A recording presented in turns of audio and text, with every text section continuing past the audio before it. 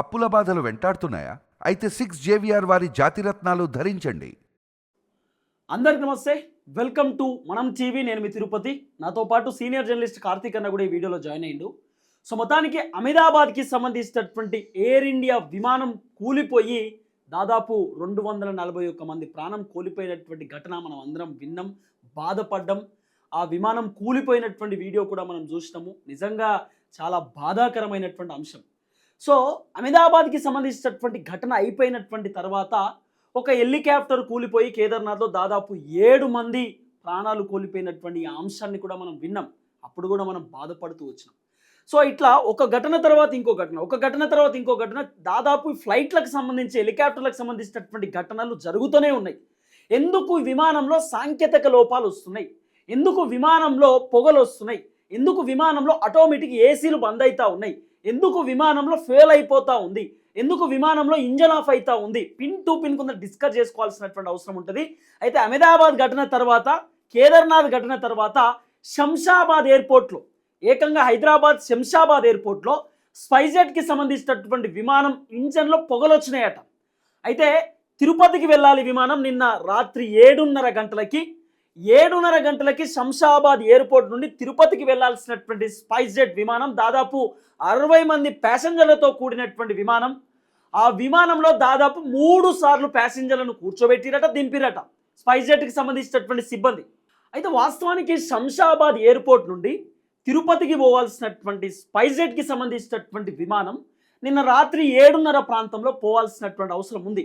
కానీ సాంకేతిక లోపాలు ఉన్నాయని చెప్పి, కొంత ప్రాబ్లం ఉన్నది, టెక్నికల్ ఇష్యూ ఉందని చెప్పి 7:30కి పోవాల్సినటువంటి విమానం కాస్త 3:30 గంటల సేపు ప్యాసింజర్లని విమానంలోనే కూర్చోబెట్టేటటువంటి కార్యక్రమం చేసినట్టు స్పైస్జెట్కి సంబంధించినటువంటి సిబ్బంది. ఫస్ట్ 7:30కి బోర్డింగ్ ఉంటుంది. అక్కడ నుండి వాళ్ళు బోర్డింగ్ పాస్ తీసుకొని బోర్డింగ్ పాస్ చెక్ చేసిన తర్వాత ప్యాసింజర్లని విమానం దగ్గరికి తీసుకొచ్చిరట, విమానంలో కూర్చోబెట్టిరట. విమానంలో కూర్చోబెట్టినటువంటి 20 నిమిషాల తర్వాత ప్యాసింజర్లని సాంకేతిక లోపాలు ఉన్నాయి, చిన్న చిన్న ఇష్యూస్ ఉన్నాయి, టెక్నికల్ ప్రాబ్లం ఉంది అని చెప్పి వాళ్ళని దింపేసినట. దింపేసి మళ్ళీ ఎయిర్పోర్ట్ దగ్గర కూర్చోబెట్టారు. ఎయిర్పోర్ట్ లోపల మళ్ళీ కూర్చోబెట్టారు. మళ్ళీ బస్సు వచ్చింది, బస్సులో ఎక్కించుకొని కూర్చోబెట్టిరట.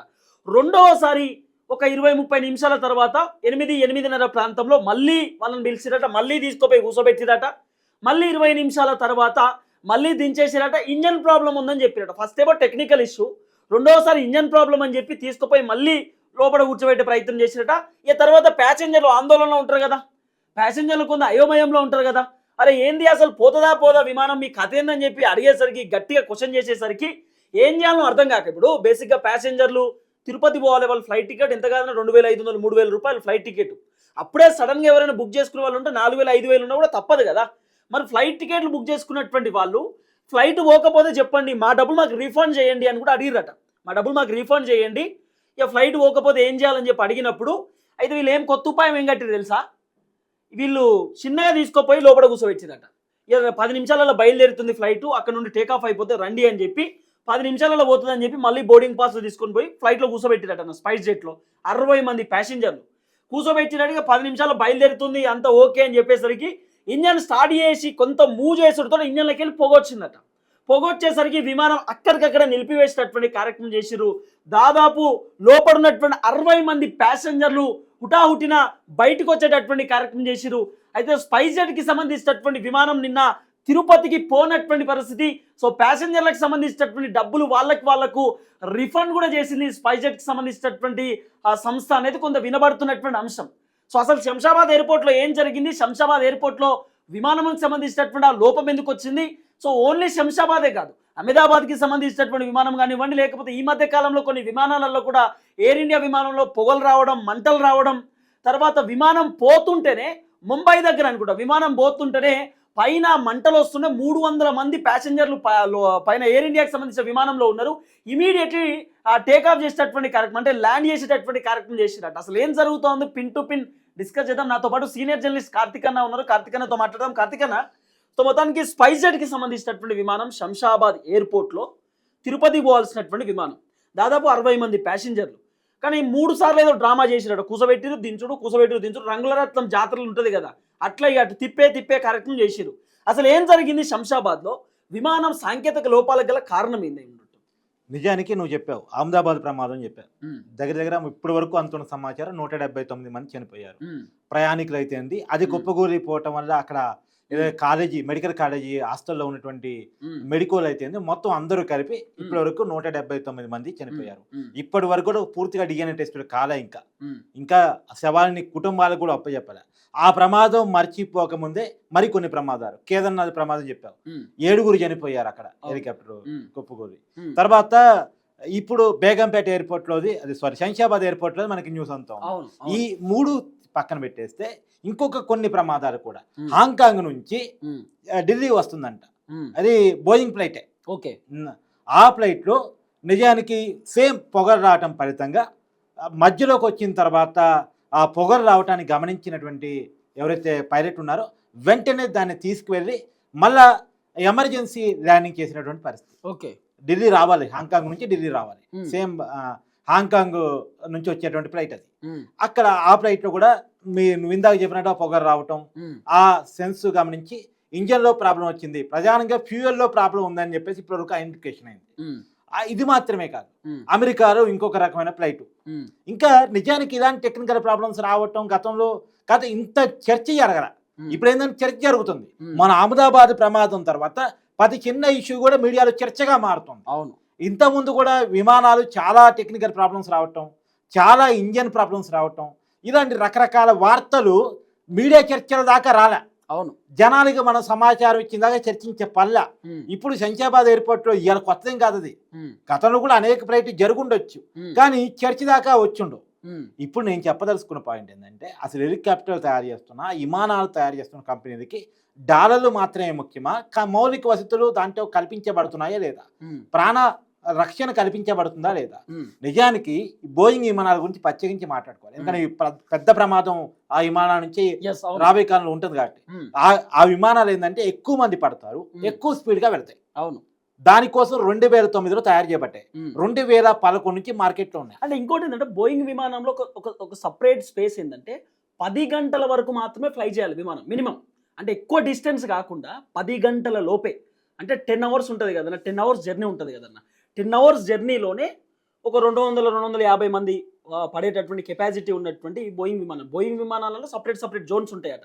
300 మంది కెపాసిటీతో విమానం ఉంటుందట. అదే ఇప్పుడు డ్రీమ్ లైన్ అని ఒకటి వచ్చింది. అవును. ఇప్పుడు ఈ డ్రీమ్ లైన్ మొన్న అహ్మదాబాద్ లో కూడా అవును. కోల్పోయిన డ్రీమ్ లైన్. ఉమ్, ఈ డ్రీమ్ లైన్ కాదు, ఇది డెత్ లైన్ అని చెప్పేసి ఉమ్, ఈ డ్రీమ్ లైన్ ప్రాజెక్ట్ లో చీఫ్ ఇంజనీర్ గా ఉన్నటువంటి వ్యక్తి ఉమ్, బయటకు వచ్చి మాట్లాడాడు, ఉమ్, మీడియాకి ఇంటర్వ్యూ ఇచ్చాడు. ఉమ్, తర్వాత అతను ఆత్మహత్య చేసుకోబడ్డాడు. ఆత్మహత్య ఇది మనకి కానీ ఆత్మహత్య చేసుకోబడ్డాడు. ఉమ్, ఈ డ్రీమ్ లైన్ ప్రాజెక్ట్ లో పనిచేసి ఉమ్, ఇది కరెక్ట్ కాదు, సేఫ్ కాదు, ఈ ఉమ్, స్పీడ్ కానీ సేఫ్ కాదు ఉమ్, అని చెప్పేసి చెప్పినటువంటి, కనీసం ఇంజన్లో మాడు వాసన వస్తుంది, ఉమ్, ఇంజన్లో మాడు వాసన వస్తుంది ఉమ్, అని అనేక సంచలన విషయాలు ఇంటర్నేషనల్ మీడియా కథనాల్లో ఇచ్చినందుకు గాను ఉమ్, అతను ఆత్మహత్య చేసుకున్నాడని వార్త. మరి తర్వాత ఉమ్, హత్య చేశారా అంటే ఆ విషయం బయట రాకుండా. ఓకే. అంటే అక్కడ ఇంజనీర్ చాలా మంది కూడా దాంట్లో పనిచేసి వచ్చిన వాళ్ళు చెప్పేది ఏంటంటే, బోయింగ్ విమానాలు రక్షణ కాదు, ఓకే. ఏదో ఒకనాడు ప్రమాదాలకు గురయ్యే అవకాశం ఉంటుందని చెప్పారు. ఉమ్, నిజానికి కొన్ని సంవత్సరాల తర్వాత ఇప్పుడు ఆ ప్రమాదాలు కానొస్తా ఉన్నాయి, ఉమ్, వరుసగా కానొస్తా ఉన్నాయి. ఉమ్, వరుసగా కానొస్తున్న దాని ప్రకారం ఉమ్, ఇప్పుడైతే బోయింగ్ 786 అని చెప్పేసి అహ్మదాబాద్లో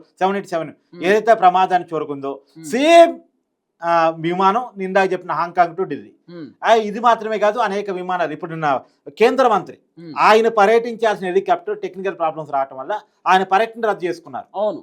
కాబట్టి ఇప్పుడు ఆంధ్రప్రదేశ్ ముఖ్యమంత్రి గారి హెలికాప్టర్ కూడా ప్రతిసారి ఏదో ఒక లోపం అట. Yes. ప్రతిసారి ఏదో ఒక లోపం. చంద్రబాబు నాయుడు గారు ప్రయాణించే డీజీపీ హెలికాప్టర్. గారు ఇంటెలిజెన్స్ చీఫ్ కి ఒక ఆర్డర్ పాస్ చేసిరు. అసలు ఈ హెలికాప్టర్ లో తిరగాలనా వద్దా, ఈ హెలికాప్టర్ ప్రయాణించాలనా వద్దా, ఈ హెలికాప్టర్ తిరుగుతుందా తిరగదా, పని చేస్తా పని చేయదా అసలు. సెలబ్రిటీలకి విఐపీలకి ఇచ్చేటువంటి హెలికాప్టర్స్ లోనే సాంకేతిక లోపాలు కనపడుతున్నాయి. అంటే ఉమ్, ఇక సామాన్యుడికి ఎక్కడ రక్షణ ఉంది? ఉమ్, సామాన్యుడు ప్రయాణించే విమానాల్లోనూ ఉమ్. చిన్నపాటి హెలికాప్టర్లోనూ ఎక్కడ రక్షణ ఉన్నట్టు లెక్క. వాస్తవానికి ఇక్కడ పాయింట్ ఏంటంటే, మనలాంటి సామాన్యం కూడా మనము విమానంలో పోవాలని ఎందుకు అనుకుంటామంటే టైం. ఇప్పుడు మనం ఇక్కడ నుండి హైదరాబాద్ నుండి తిరుపతి పోవాలంటే మినిమం ఒక 20 అవర్స్ పడుతుంది అన్న. అవును, 20 అవర్స్. ఇక్కడ నుంచి తిరుపతి పోవటానికి ఆ. 14 గంటలు 13 గంటలు 15 గంటలు పడుతుంది అనుకుందాం. అవును. ఓ 15 గంటలు అంటే విమానంలో గంటలు పోవచ్చు. ఎస్. మనం ఎప్పుడైనా టైం కదా చూసేది, మనం న్యూస్ అవుతా Yes. ఉంటాం, అదొక Actually గా schedule ఉంటది. సామాన్యుడు కూడా విమానాన్ని చూజ్ చేసుకోవడానికి ఉన్నటువంటి ఏకైక కారణం ఏంటంటే, ఉమ్, ఖర్చు అయినప్పటికీ కూడా స్పీడ్గా వెళ్తాం, సేఫ్గా వెళ్తాం. అవును, టైం కలిసి వస్తుంది. ఇప్పుడు రోడ్డు మీద బస్సు వెళ్తే ఉమ్, ప్రమాదానికి గురయ్యే అవకాశం ఉంటుంది. అవును తర్వాత ట్రైన్లు కూడా ఈ మధ్య ప్రమాదాలు వరుసగా వింటున్నాం. అవును కానీ విమానాల్లో సేఫ్ గా ఉంటది అనేది ఒక అంచనా ఇప్పటి వరకు ఉండే. అవును ఎందుకంటే రెగ్యులర్ గా ప్రమాదాలు విమానాల గురించి చర్చించబడవు కదా, అవును తెలవవు కదా, ప్రజల దాకా రావు కదా. అవును కాబట్టి ఏదో అహ్మదాబాద్ లో పెద్ద ప్రమాదం జరిగింది కాబట్టి, వందలాది మంది చనిపోయారు కాబట్టి ఉమ్, ఆ విమాన ప్రమాదం చర్చకు రావటం వల్ల ఇలాంటి చిన్న చిన్న ప్రమాదాలు కూడా ఇప్పుడు చర్చలో ఉంటున్నాయి. కానీ ఉమ్, ఈ ప్రమాదాలన్నీ గతంలో ఈ టెక్నికల్ కారణాలు, ఇంజన్ ప్రాబ్లమ్స్ ఉమ్, చర్చకు రావు కదా. అవును, కాబట్టి నేను చాలా క్లియర్ గా చెప్పేది ఏంటంటే, ఉమ్, ఇక్కడ మనం ఆలోచించుకోవాల్సింది విమానాలు సేఫేం కాదు. ఉమ్, నిన్న ఇంకొక చోట కూడా ఉమ్, ఇక్కడ సార్జియా అనుకుంటా, ఐ థింక్ ఉమ్, ఒక బోయింగ్ విమానం స్టార్ట్ అయిందంట. ఉమ్, స్టార్ట్ అయిన తర్వాత ఫ్యూయల్ లో ప్రాబ్లం గమనించేసి ఉమ్, ఆ ఫ్యూయల్ లో మొత్తాన్ని కూడా ఉమ్, సముద్రంలో పారబోసి మళ్ళా సేఫ్ గా వచ్చి వెనక్కి వచ్చి ల్యాండింగ్ అయ్యారు. అవును ఇది అవును ఇంకొక వార్త. అవును అవును సో ఇలాంటి అనేక వార్తలు వింటున్నప్పుడు, ఉమ్, చీఫ్ ఇంజనీర్ల ఇంటర్వ్యూలు పాతవి చూస్తున్నప్పుడు, ఉమ్, విజిల్ బ్లోయర్స్ రిపోర్ట్స్ చూస్తున్నప్పుడు ఉమ్, విమానాలు సేఫ్ జోన్ లో లేవు, ఉమ్, కేవలం డాలర్ల వ్యాట్ లో ఉన్నాయి తప్ప ఉమ్, కనీస రక్షణ కూడా సామాన్యుడికి విమానాల్లో కల్పించబడటం లేదు. ఉమ్, కాకపోతే ఇన్నాళ్ళు ఈ చర్చకు రాకపోవడానికి ఏంటంటే పదే ప్రమాదాలు పెద్ద ఎత్తున జరగలేదు కాబట్టి. ఓకే కానీ 2011 నుంచి తయారు చేయబడ్డ ఇవి విమానాలు ఉమ్, ఇవాళ దశాబ్ద కాలం గడిచిపోయిన తర్వాత 15 సంవత్సరాలు అయిపోతుంది. ఉమ్, ఇప్పుడు ప్రమాదాలు ఒక్కోటి బయటకు వస్తూ ఉన్నాయి. దాంట్లో ఉన్న టెక్నికల్ ప్రాబ్లమ్స్ అన్ని ఒక్కోటి బయటకు వస్తూ ఉన్నాయి. ఓకే కాబట్టి ఏది ఏమైనా సేఫ్ జోన్ లేదు అనేటువంటిది. మనం టైం జోన్ సహజంగా సామాన్యులు ఏంటంటే ఒక్కసారైనా విమానం ఎక్కాలి, ఉమ్, ఒక్కసారైనా విమానం ఎక్కి ప్రయాణించాలి. ఉమ్, సహజంగా మనిషికి ఉండేటువంటి సహజ లక్షణం అది. ఉమ్, కొద్ది ఖర్చు అయినా బాధలేదు, ఉమ్, నేను నా కుటుంబం విమానం ఎక్కాలి, సెల్ఫీ దిగాలి, ఉమ్. ఫేస్బుక్ లో ట్విట్టర్ లో అంటే పెట్టుకోవాలి. బేసిక్ గా ఒక సినిమాలో ఉంటది, నాకు తెలిసి మన్మధుడు సినిమాలో అనుకుంటా, ఆ బ్రహ్మానందం కూర్చున్నప్పుడు చెప్తాడు అన్నట్టు, ఉమ్. విమానం ఎక్కాలంటే అదృష్టం ఉండాలి అనే ఒక మాట అన్నప్పుడు, దిగాలంటే కూడా అదృష్టం ఉండాలి అని అంటా ఉంటారు. ఇప్పుడు నిజం అదే అనిపిస్తుంది. ఇప్పుడు వాస్తవం ఏంటంటే విమానాలు చాలా టెక్నికల్ వాల్యూస్ తో రూపొందించారు. ఉమ్, ఎందుకంటే రోడ్డు మీద బస్సు అనుకో, ఉమ్, ఏదైనా ఇంజన్ ప్రాబ్లం వచ్చిందో ఇంకో ప్రాబ్లం వచ్చిందో రోడ్డు మీద బస్సు ఆపేసి దింపేసి వేరే వెహికల్ ఇచ్చి పంపిస్తారు. అవును లేదు బస్సు కాదు, వేరే వెహికల్, కారు, బండి, ఇంకే ప్రాబ్లం వచ్చినా సరే అవును దాన్ని ఆ రోడ్డు పక్కన పడేసి ఉమ్, వేరే వెహికల్ చూసుకొని వెళ్ళిపోవచ్చు. ఉమ్, కానీ విమానాలకు ఆప్షన్ ఉండదు. ఉమ్, ఒక్కసారి ఆకాశంలో పోయిన తర్వాత ఉమ్, ప్రాణాలు గాలిలో ఉన్నట్టే. అవును అది సేఫ్ గా ల్యాండ్ అయితేనే ల్యాండ్ అయినట్టు. అవును ఆ విమానం ఆకాశంలో ఆపి దింపేసి ఇంకో విమానం ఎక్కడానికి ఉండదు కదా. ఉన్నది కదా. కాబట్టి గాల్లోకి ప్రాణాలు పోతున్నట్టే. కాబట్టి విమానాలకు ఆప్షన్ ఉండదు. కాబట్టి ఉమ్, ఖచ్చితంగా చాలా జాగ్రత్తలు తీసుకోవాల్సిందే. ఉమ్, ఇప్పుడు ట్రైన్కి కూడా ఉమ్, కొద్ది గంటకి స్టేషన్ ఉంటుంది. అవును ఏదైనా ప్రాబ్లం వస్తే ఆ స్టేషన్లో దిగిపోవచ్చు. అవును కానీ ఇక్కడ అవకాశమే లేదు. ఉమ్, అవకాశమే లేదు కాబట్టి విమానాన్ని ఖచ్చితంగా చాలా వాల్యూస్తో క్రియేట్ చేయాలి. కానీ అది జరగట్లేదు అనేది తెలుస్తూ ఉంది. నిన్న శంషాబాద్లో కూడా నువ్వు చెప్పినట్టు స్పైస్ జెట్. స్పైస్ జెట్ సంబంధించిన విమానం. ఉమ్, అది కంపెనీలన్నీ పేర్లు మారుతాయి. ఉమ్, ఎయిర్ ఇండియా అయినా, స్పైస్ జెట్ అయినా, ఇంకోటైనా కంపెనీలు పేర్లు మారుతాయి. ఉమ్, ఈవెన్ దో బ్రిటిష్ ఎయిర్లైన్స్ అయినా ఉమ్, వీళ్ళంతా కొనేది ఈ కంపెనీ నుంచే, ఈ బోయింగ్ కంపెనీ నుంచే, ఇంకో కంపెనీ నుంచే, వీళ్ళ నుంచే. అవును ఈ అమెరికా సంబంధించిన కంపెనీ బోయింగ్ కంపెనీ ఉమ్, అమెరికాలో మ్యానుఫ్యాక్చరింగ్ చేస్తూ ఉంటుంది. ఉమ్, సో కాబట్టి ఇవన్నీ కూడా ఉమ్, బోయింగ్ విమానాలైనా ఇంకొక విమానాలైనా మ్యానుఫ్యాక్చరింగ్ యూనిట్స్ కొన్నే. ఓకే ఉమ్. ఉమ్, కాదే వాటిని తీసుకుని ఎయిర్లైన్స్ నడుపుతూ ఉంటాయి. ఉమ్, ఇప్పుడేమి మొన్న అహ్మదాబాద్లో జరిగిన ప్రమాదం టాటా గ్రూప్ తయారు చేసిన విమానం ఏం కాదు. అది ఉమ్, టాటా గ్రూప్ కొనుగోలు చేసి నడుపుతా ఉంది అంతే. ఓకే కాబట్టి 2017లో కొనుగోలు చేశారు అహ్మదాబాద్లో జరిగినటువంటి ప్రమాదం అవును, జరిగినటువంటి విమానం. ఆల్రెడీ ఆ విమానం 2-3 సార్లు ఏదో సాంకేతిక లోపాలు Yes, కూడా వచ్చినాయి yes. గతంలో. మొన్న కూడా అహ్మదాబాద్లో ఉమ్, టేకాఫ్ చేసేటప్పుడు కూడా ప్రాబ్లమ్స్ వచ్చినాయి అంట. అవును కదా టేకాఫ్స్ ఆ ప్రమాదాన్ని దాచేసి టేకాఫ్ చేసేసారు. ఉమ్, అది మొత్తానికి ప్రాణాన్ని తీసేసింది. యా కానీ ఏది ఏమైనా దీని మీద సమగ్రమైన దర్యాప్తు జరగాలి. ప్రపంచవ్యాప్తంగా కూడా విమానాల భద్రత, హెలికాప్టర్ల భద్రత, గాల్లో సామాన్యుల భద్రత మీద ఖచ్చితంగా సమగ్రమైనటువంటి దర్యాప్తు జరగాల్సిన అవసరం అయితే ఉంది. Yeah thank you so much Karthik. So చూద్దాం ఏం జరగబోతుందో. మొత్తానికి స్పైస్ జెట్ కి సంబంధించినటువంటి విమానం ఒకటే కాదు, అనేకమైనటువంటి కీలకమైన అంశాలు జరుగుతూ ఉన్నాయి. ఏదున్నా కూడా సో ఈ విమానం కొంత భద్రత ఉండాల్సినటువంటి అవసరం ఉంటుంది. సామాన్య ప్రయాణించేది ఫస్ట్ టైం ఒకటి, తర్వాత సేఫ్ గా పోతాం కదా అనేటటువంటి ఆలోచన మనం ఒకటి. ప్రయాణికులు కూడా విజయం చేద్దాం. మీరు విమానంలో ఎదుర్కొన్న ఇబ్బందుల మీద ఉమ్, మనం టీవీ జనం ముందుకు తీసుకురావడానికి సిద్ధంగా ఉంది. ఉమ్, ఎందుకంటే విమానాల భద్రత మీద చర్చ జరగాల్సినటువంటి అవసరం ఉందని మనం టీవీ భావిస్తుంది. ఉమ్, మీకు ఎదురైన చేదు అనుభవాలు, మీరు విమానం ఎక్కినప్పుడు మీకు ఎదురైన చేదు అనుభవాల మీద దయచేసి బయటకు వచ్చి మాట్లాడండి. మనం టీవీ మీ వాయిస్ని ఇవ్వడానికి రెడీగా ఉంది. మీరు వీడియో చేసి మాకు పెట్టినా సరే, లేదా మీరు వచ్చి మా స్టూడియోలో మాట్లాడినా సరే, మీరు పడ్డ బాధలు, మీరు పడ్డ కష్టాలు జనాన్ని చూపించడానికి సిద్ధంగా ఉన్నాం. యా చూద్దాం ఏం జరగబోతుంది.